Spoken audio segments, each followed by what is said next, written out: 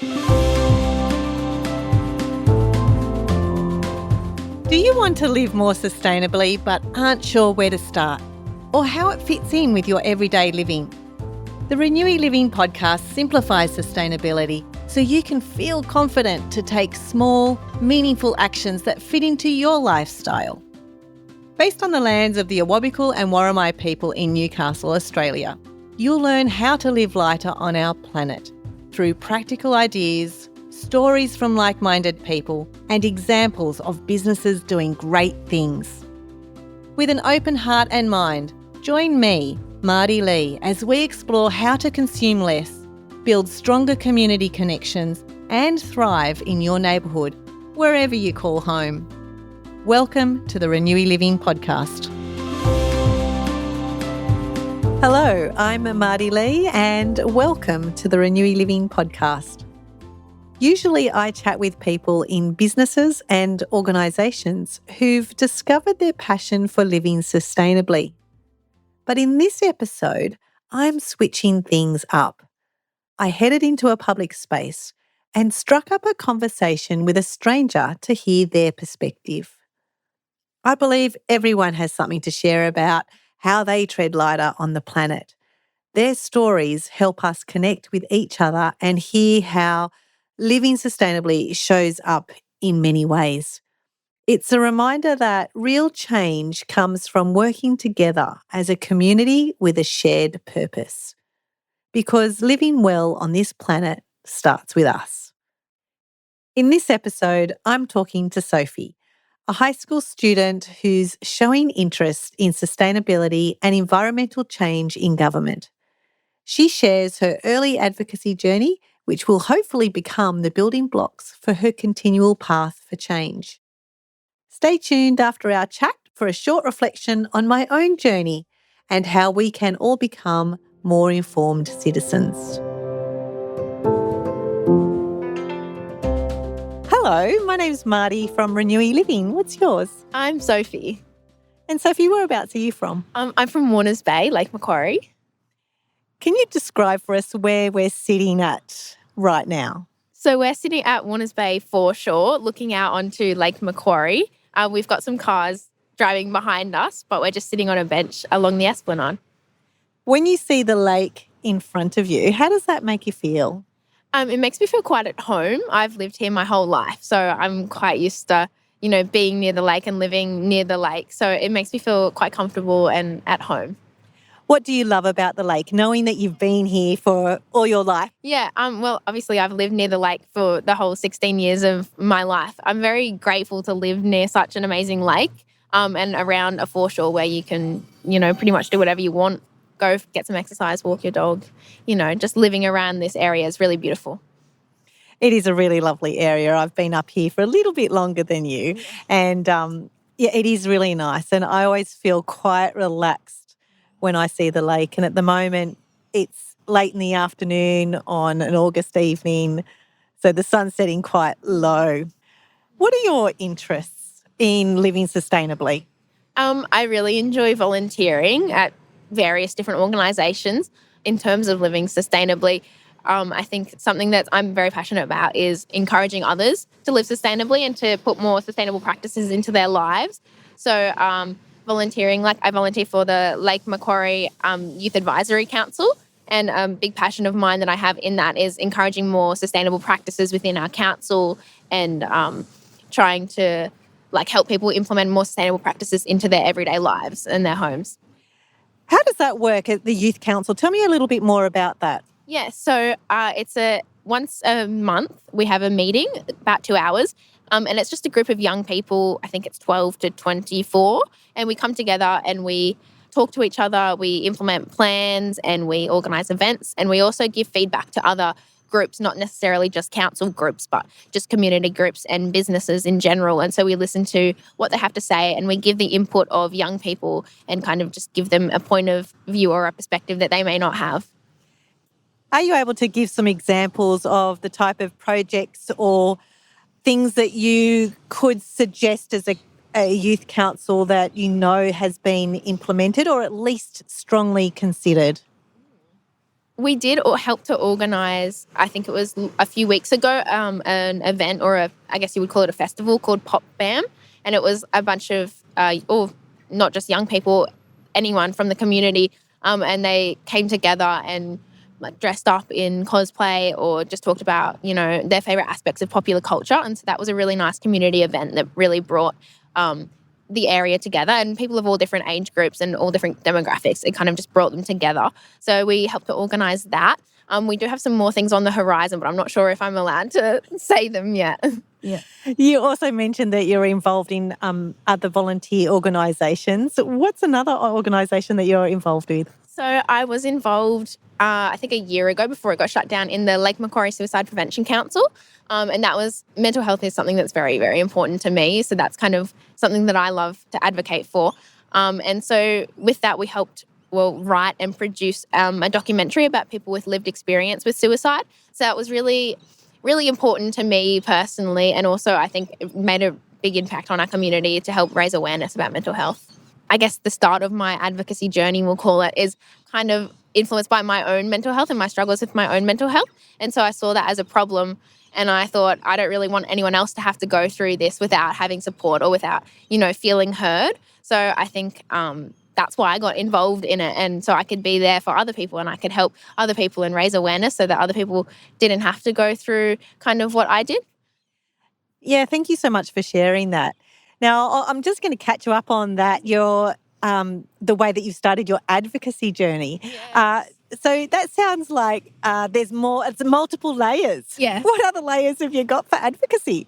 So one of the most important, I'd say, events in my advocacy journey, we're calling it, is last year I was a part of the Youth Parliament, New South Wales Youth Parliament.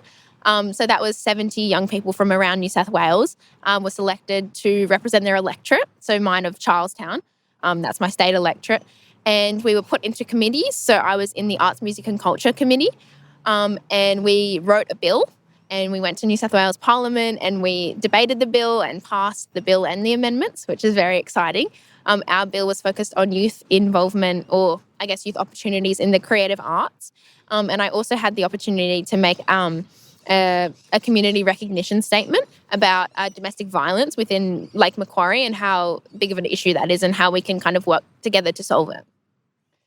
What got you started into that? Because I would know, I would figure that most high school students aren't really interested in an advocacy journey as such. Yeah. What got you started into something like that? I mean, I think it was, again, like starting in like the Lake Macquarie Suicide Prevention Council and other smaller things like the school SRC. Which is what, the Student Representative Council? Yeah.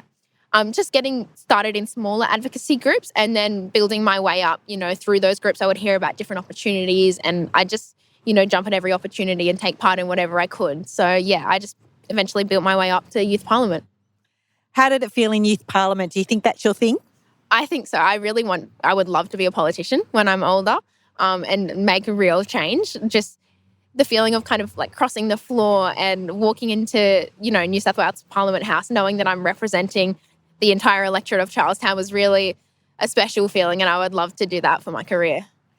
Wow, that's an amazing career. So starting a political journey, again, are you more aligned with some political parties more than others?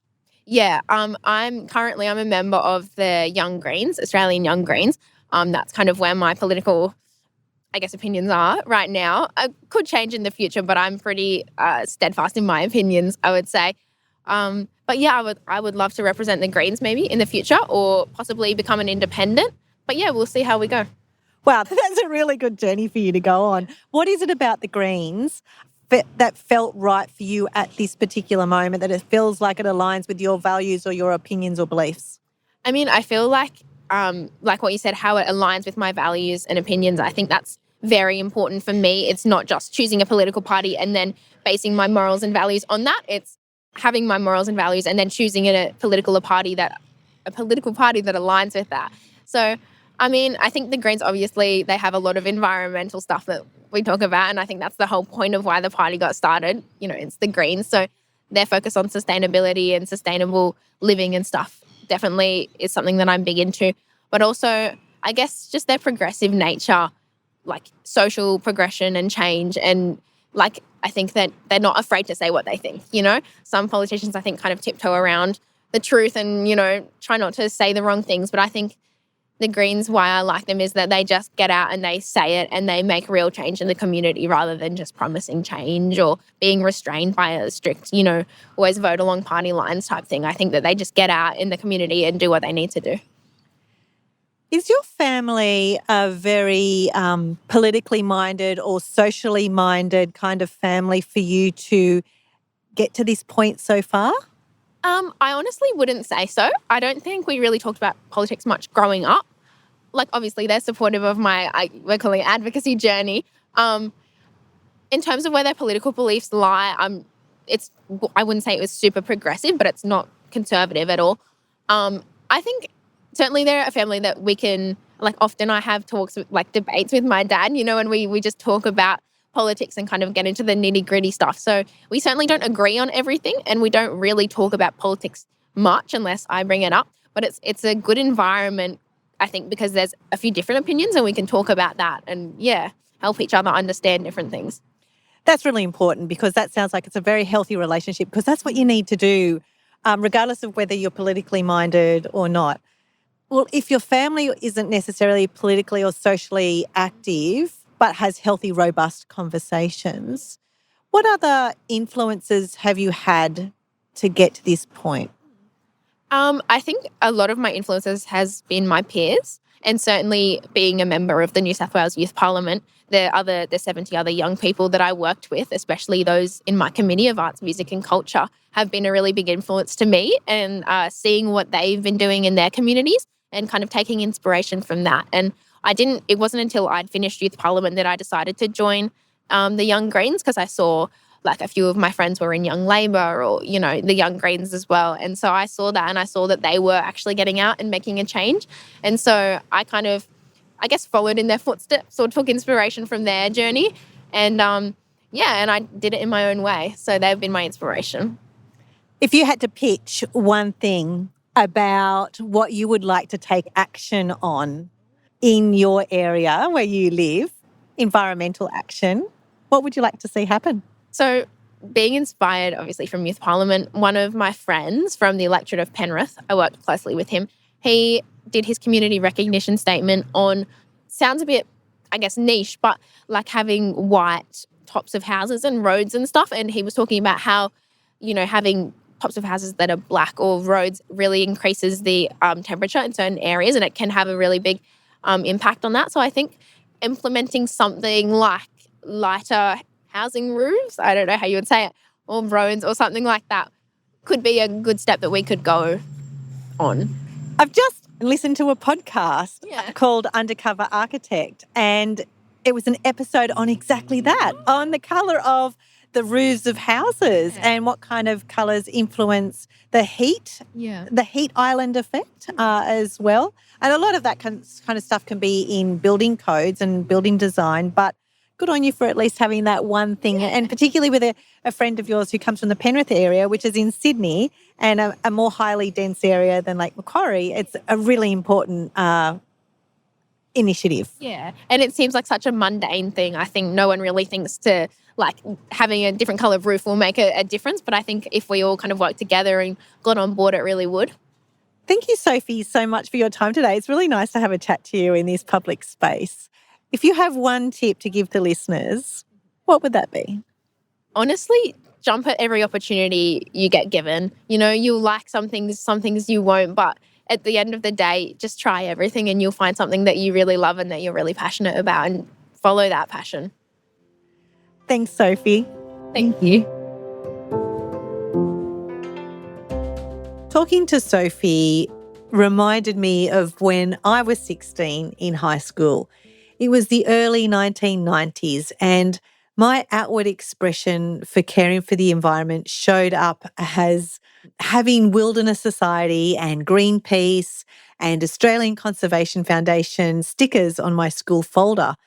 This was at a time when others had rock bands and singers such as Madonna, New Kids on the Block and Roxette. I also love these stickers because they were a great play on words. My Interesting bands was also Midnight Oil. Their song Beds Are Burning, which was released only a couple of years earlier, is one that I really loved and I became hooked on their music. So at 16, just like at Sophie's age, I was becoming more aware of global political and environmental issues. There was a fair amount of big stuff going on in the world. Things like the Chernobyl power plant disaster in Russia in 1986. This was the former USSR, which is now Ukraine. It exploded and it's now still seen as a maximum severity nuclear event. It's been the worst and the most expensive nuclear disaster in history. Another global issue was the moratorium on commercial whaling. It went into effect in 1986. However, Japan continued to hunt whales in Australian and Antarctic waters under the guise of research. And then yet another big global issue, Exxon Valdez oil spill in 1989, spilling 37,000 tonnes of crude oil around Alaska's Prince William Sound. The environmental devastation was outstanding. In 1989, Berlin Wall fell and it reunified Germany after World War II. And also in the 1980s, there was rapid deforestation of the Amazon in Brazil, with an estimated 15,000 square kilometres destroyed every year. And back here in Australia, logging of old-growth native forest exponentiated, which, according to Wikipedia, was 4.7 million hectares in one decade gone. So you can see and hear that at 16, at a time when I was becoming more globally aware, that I felt absolutely devastated and extremely overwhelmed. So, with limited political knowledge, I wrote a letter directly to the Prime Minister. Now, I can't remember whether it was Bob Hawke at the time or Paul Keating, but regardless, all I got back was a stock standard letter and a booklet with generic information of thanks for writing to the Prime Minister and here's the policy booklet, which meant that therein I stopped my external action on big picture issues as I felt like I really wasn't being heard. If only I'd known what to do. Let me give you some context. Back in the 80s and the early 90s, there was no such thing as the internet. There was no information about policies, political parties, what to do if you had a concern. My parents weren't they weren't strongly political motivated. And also back then, there were only two political parties. There was the Labor Party and the Liberal Party, and you were definitely one or the other. The Greens Party didn't come into effect until 1992, which I think that was my first year of voting. And I also know from experience, and it still happens today, that the learnings about Australian Parliament happens in year 5, year 6, going to Canberra.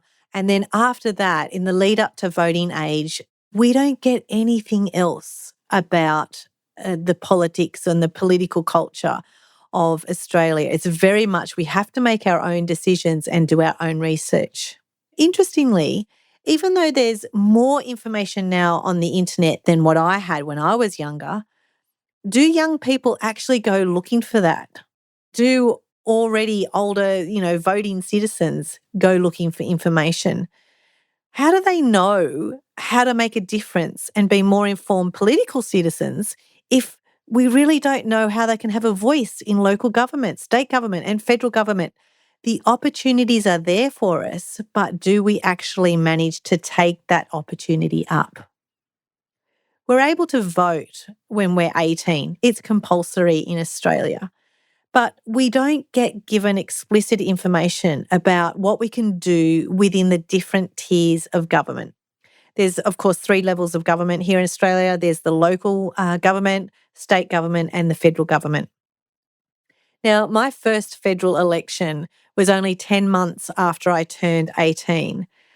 But consider this. My eldest son, who's now 20, 2 months after he turned 18, he had no experience with any kind of local, state or federal voting, and he went directly to vote on the referendum, the Voice to Parliament vote. He hadn't even had a chance to vote in any of the other elections. And that was his first experience at being a compulsory voter. So I suppose the question is, how can we really make informed decisions when we don't have the information? Could a possible solution be that when you're 17 years of age, you're compulsory, like it has to be compulsory, invited to go to your local, state or federal MP's office who shows young people how the government tier system works and how they can be more connected to your local member of parliament. And whether you agree with that political party or not, or whether you vote for them or not, essentially they're the ones that are representing your electorate in parliament. And then on a local level, how can young people be invited in attending council meetings and understanding how council meetings actually work and the role of the councillors, the mayor and the council in decision making and how that impacts upon us and our livability of where we are at this stage? A really good website that I found was called the Parliamentary Education Office, which is peo.gov.au. It's a great website that gives a brief explanation of how the parliamentary system works.